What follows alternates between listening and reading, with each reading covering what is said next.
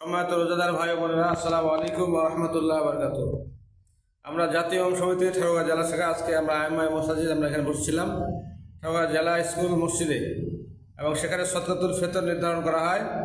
সদকাতুল ফিতর আটা 60 টাকা দরে 1 কেজি 650 গ্রাম, এর মূল্য হচ্ছে 100 টাকা। আর খেজুর 500 টাকা কেজি দরে 3 কেজি 300 গ্রাম, এর পরিমাণ আসতেছে 1650 টাকা। কিশমিশ 700 টাকা দরে 3 কেজি 300 গ্রাম, এর মূল্য আসতেছে 2310 টাকা। পনির 850 টাকা হিসেবে 3 কেজি 300 গ্রামের মূল্য আসতেছে 2810 টাকা।